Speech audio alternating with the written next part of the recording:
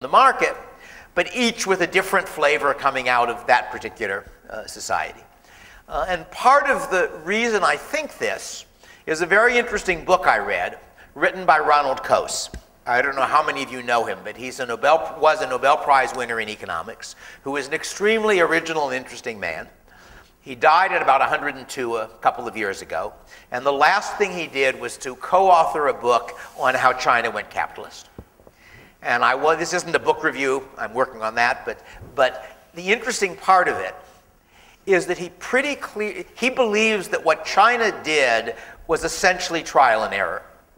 That, as he describes it, when Mao died, the Chinese leadership got everything wrong and one thing right. They got everything wrong because they had a theory, socialism, which they thought was right, but they knew it wasn't working.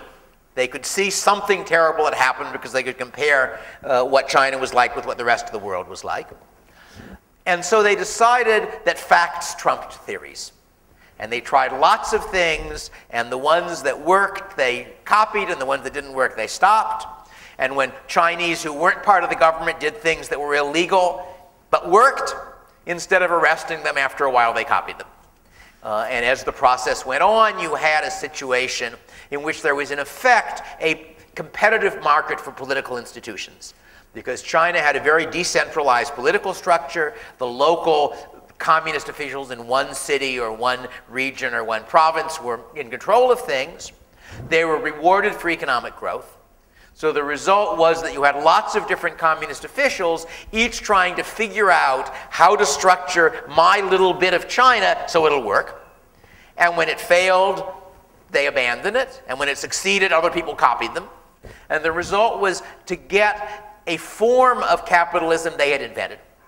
And I think it's pretty clearly Coase's view that not only did they do better than if they had planned it, with the plans they had, they had even did better than if they had planned it with the best advice they could have gotten from the University of Chicago. That if there had been Chinese equivalent of Chile's Chicago boys, Coase thinks they would have done worse.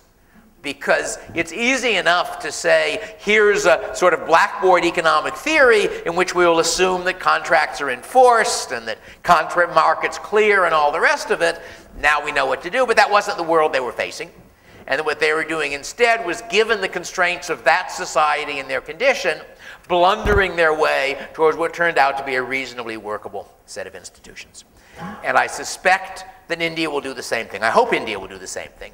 I think India was massively impoverished by following the economic advice of the Western economists who told them that central planning was the way to go. And I don't think the right solution is to follow the advice of what I think of as the good economists, the ones who think that markets are the way to go. That has some useful information, but what India is really going to have to do is to figure out what an Indian form of capitalism looks like. And the best way to do that is to try to create an environment where different places can experiment with different things and see what happens. It's always tempting for all of us to say, well, I know what the right answer is, everybody should do it. But it's a very dangerous mistake.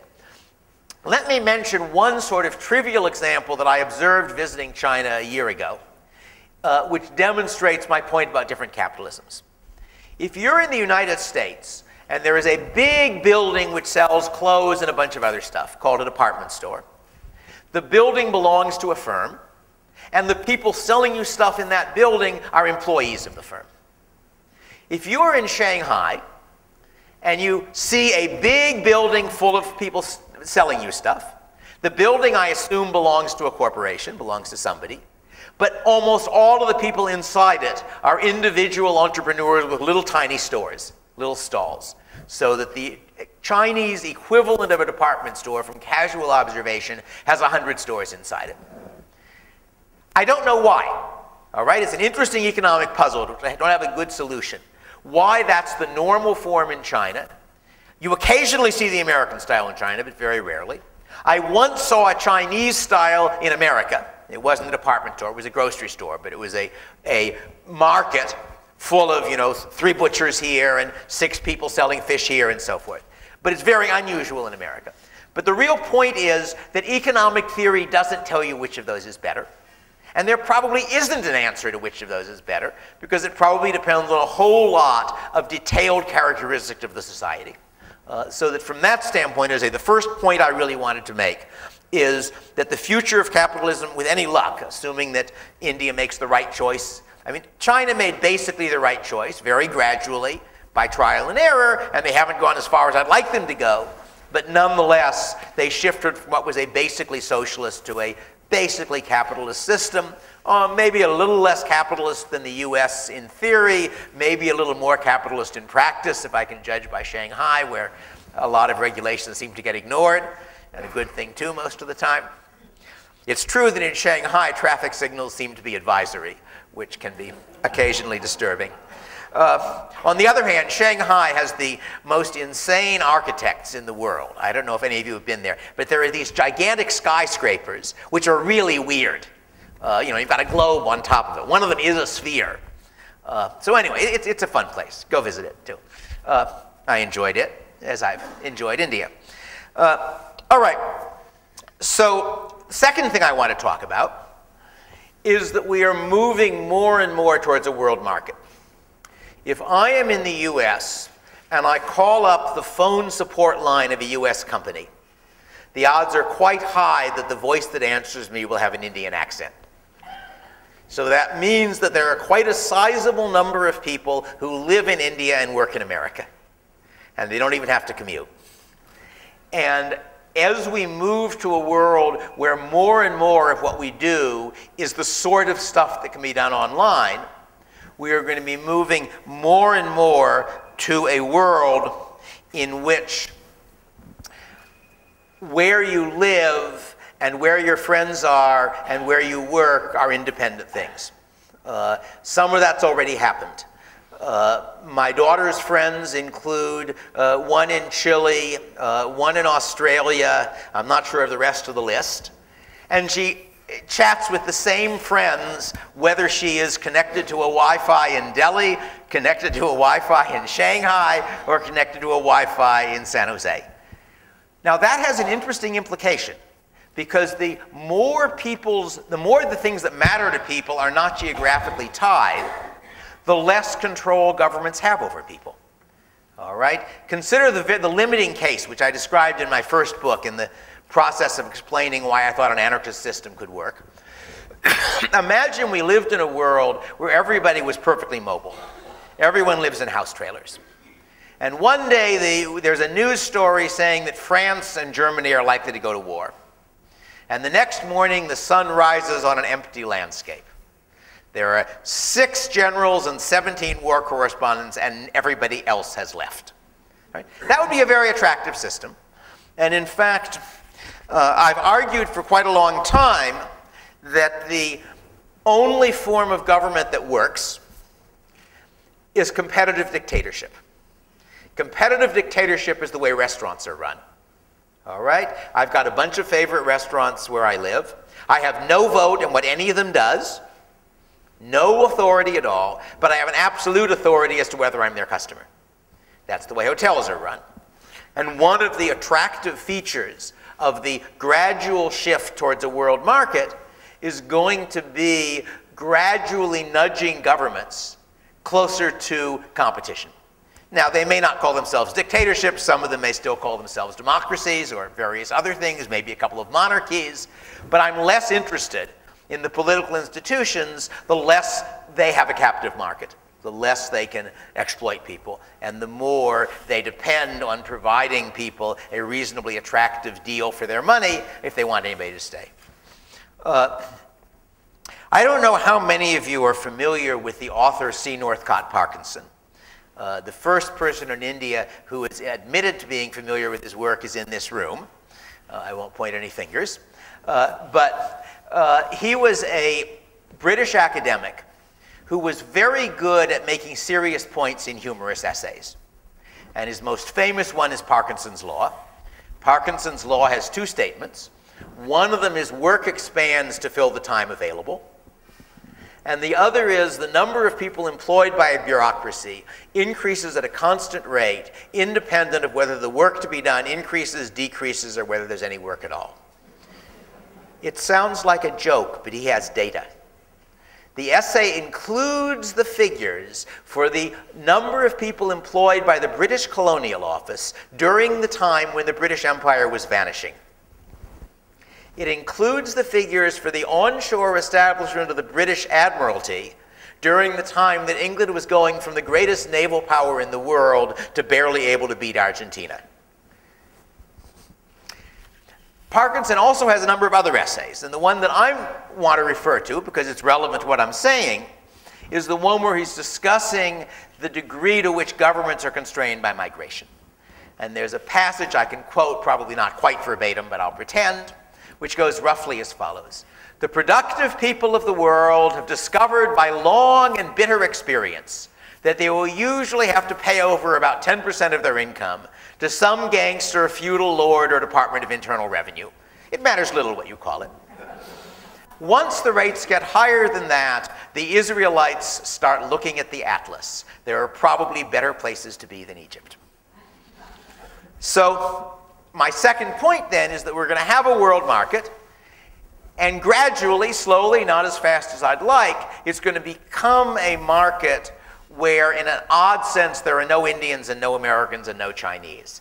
There are people who happen at the moment to live in India or America or China, but they are people who have the option of living somewhere else, and if the country they're living in wants to keep them and collect taxes from them, it had better give them something reasonable in exchange. So that's one part of my optimistic view of the future. My pessimistic view of the future can be another talk somewhere else. Let me go on, however. Oh, I should mention, since somebody mentioned my son Patri, my elder son, that he has an idea, which he's done a good deal of work on, which is really coming out of my vision of a world where everybody lives in house trailers. Only they're floating. His idea, which he came up with quite a long time ago, which he calls seasteading, was to develop a technology for floating housing that was good enough to be competitive with ordinary housing. And now you have your village of people floating out on the ocean on gigantic rafts. And if it's located in the territorial waters of a government, you make some deal with that government. And if you don't like the deal, you call up towboats and you move to a different government's territorial waters. And if no government offers you a good deal, you call up the towboats and you move a little farther out to sea, and you've got your little independent town or city. And if the independent town or city, it turns out, as it often turns out in real political things, that half the people think one thing and half the other, that's all right. You call up the towboats and you tow your rafts apart, and maybe these people find some other people over there who agree with them and these people there. So Patri's basic idea, which I think is a very clever idea, it probably won't work like most great ideas, but it might. The basic idea was to create an entirely fluid political system, one in which people could freely move, taking their houses with them from one polity to another. So that's really his version of my house trailer world. All right, the third piece that I wanted to mention is that in the world I'm describing, where more and more stuff is online and more stuff is in a context where national boundaries are invisible, it is going to be very hard to use government to do those things governments do, a few of which are worth doing. For example, enforcing contracts. That once you are interacting randomly with people all over the world and half the time you don't know where they are, it becomes relatively difficult to use national court systems to deal with it. It could get still more difficult. I've got some things you can find, among other things, one of my books is called Future Imperfect and is about technological revolutions. And I have a discussion there and in one or two of my published articles of what I refer to as a world of strong privacy.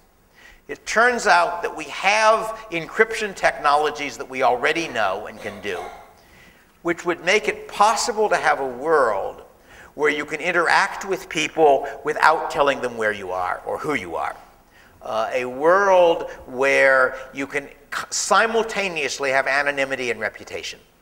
You have reputation because you can prove your online identity using a digital signature. And you have anonymity because the only people who can read your messages are the ones they're intended for. The only people who can read messages to you are you. That's what public key encryption can give you. And therefore, there is no need for anyone to know whether you are a man, a woman, 15 or 50 living in India or Finland. If we go, I'm not sure we're going to go that way. The National Security Agency in the US has been spending a lot of money trying to keep that world from happening. I like to claim, not very seriously, they read my article and decided to do something about it. Because that's a world in which governments have very little power. All right? It's true, if you earn money in real space and spend it in cyberspace, they can tax your income. If you earn money in cyberspace and spend it in real space, they can tax your expenditure. But if you earn money in cyberspace and spend it in real space, in that world it's invisible. And therefore the IRS doesn't touch it. Similarly, if you sell your services online, I've sketched my market plan for Legal Eagle Incorporated. I am not legally permitted to sell legal services in the state of California because I am not a member of the California Bar. But given an adequate infrastructure online for encryption, I could set up a website, Legal Eagle Online, give legal advice for free for a while, establish a reputation, and then sell such advice. Right? I'm not sure that's going to happen, but it could happen. In that world, even more than the one we're coming to now, governments become impotent. And now the question is, how do you enforce contracts in that world? How do you do many things, but contract enforcement is one interesting problem. Because if you want to have a market society working, you've got to have, not everything is a spot transaction. You've got to have some way of doing more than that. And the answer is that quite a lot of contract enforcement already is done not by the courts, but by reputation. So if you imagine that I go to a department store and I buy a sports jacket and they say, if there's any problem, money back, and I take it home and my wife points out to me that purple is really not my color, and I take it back to them and they say, we didn't really mean anything, it's perfectly fine, we won't give you your money back. That's not going to happen. Why isn't it going to happen?